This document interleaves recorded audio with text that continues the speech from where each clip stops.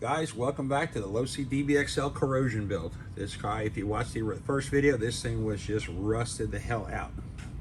I got the whole thing blown apart. I got all my plastics clean. I got all my metals soaked in evaporust. Everything's clean there. So I started fiddling with it a little bit, just, mounting a little bit of plastics on there to kind of get the direction of what direction everything's going to go on this thing. So I got my center diff supports in, I got my front drive shaft support in, and I got my radio box and my battery box in. Fuel tank actually showed up as well. And for any missing hardware we might have, I'm dipping into my Primal RC fifth scale stuff, which gives me a lot of usable hardware for this thing if anything is missing, because, well, this thing was kind of rough when I started out. So there's the center diff.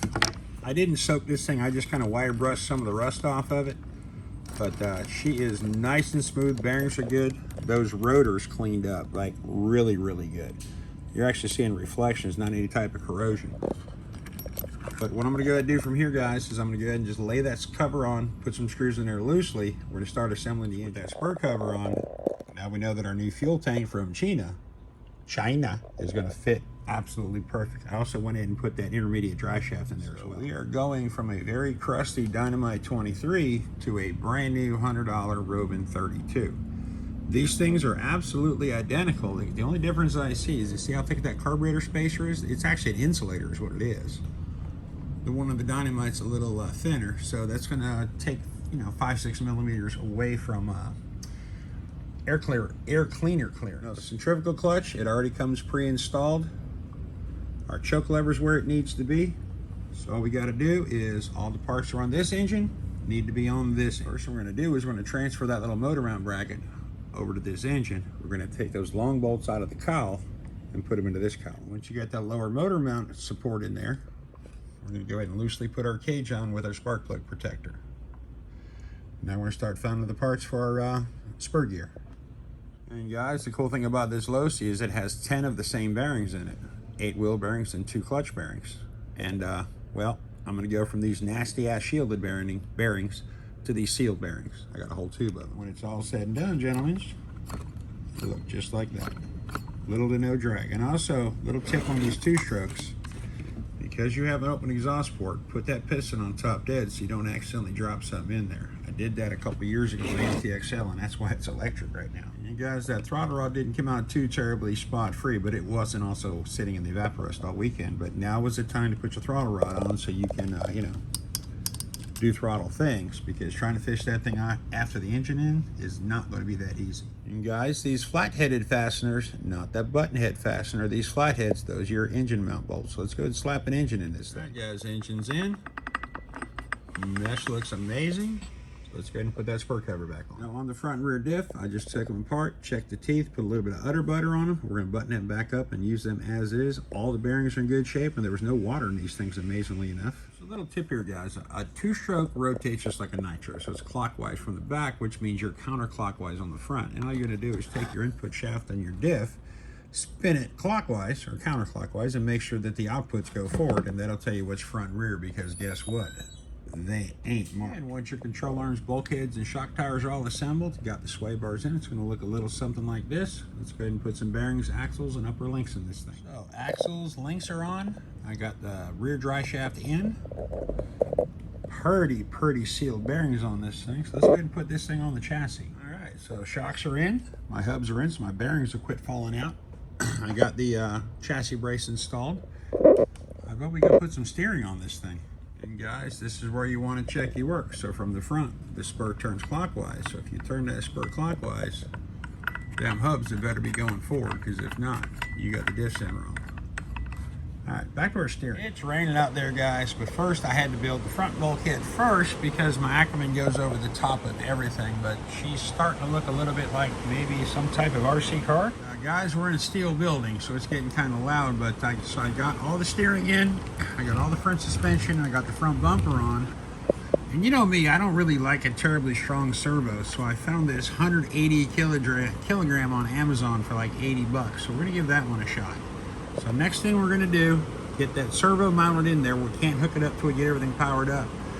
And I thought that I had bought a throttle servo, but it turns out I bought this little tiny thing in this like earbud case made in China.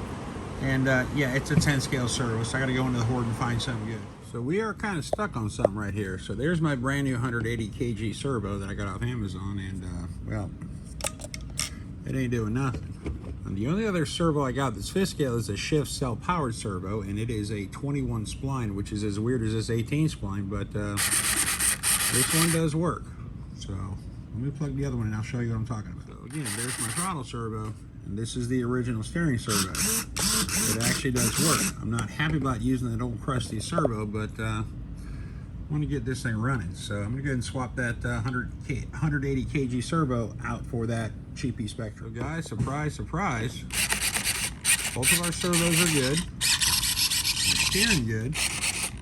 Let me go ahead and button these electronics, and we'll figure out where we're going to put the exhaust at. Alright guys, so check this thing out. I was missing the lid for the battery box. I found one on eBay that was 3D printed and actually fits pretty good, but we are throttling, we are steering, and more importantly, we're fail-safing.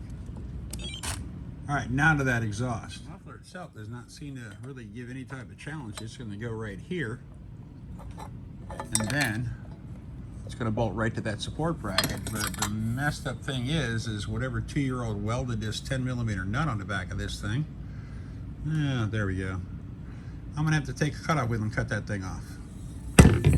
So granted, it's a little hard to film in the rain, but it's a lot of fun working in the rain when you're not getting wet. But hey, you know that buddy yours that can weld that really can't weld?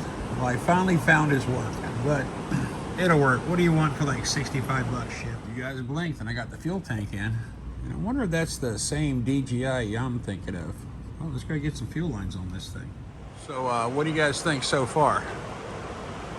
Is she looking like a two-stroke? I think she's looking like a two-stroke.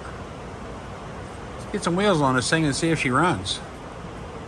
Well, guys, it's going to be tough to hear me because of the rain, but guess what? It's going to be even tougher once this thing fires up. So I got some pretty high hopes for this thing. You know, $100 engine shipped. What could possibly go wrong? Besides my complete lack of a funnel.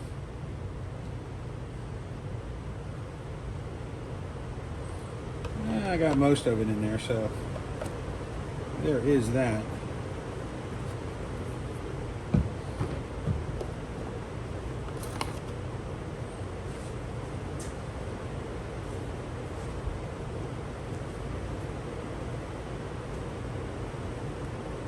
Well, we clean up spilled fuel with an oily rag.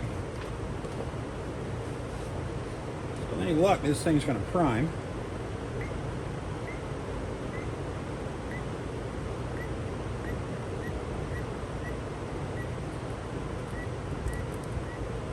It's doing something. There we go. Okay, fuel in the line. Choke on. It might. Well, that's a good sign. Choke off.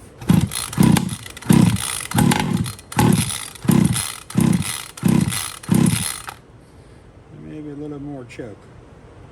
Get a little bit more of that air out of that line.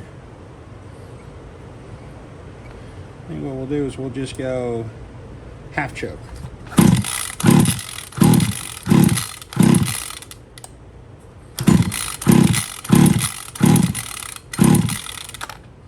I got another idea. Let's turn the radio on. And give it a little bit of throttle. You're right, let's get out the steering trim.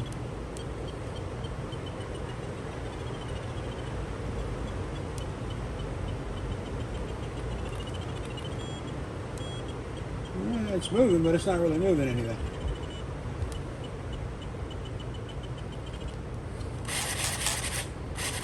Well, let's see what she'll do. You might get lucky.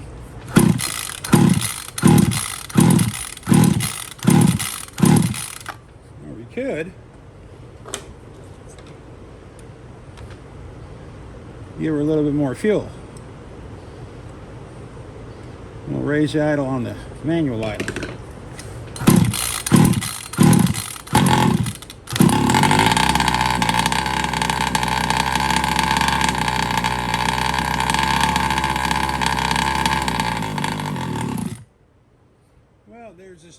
this. Yeah, guys, we're not running today. It is pouring out one more time.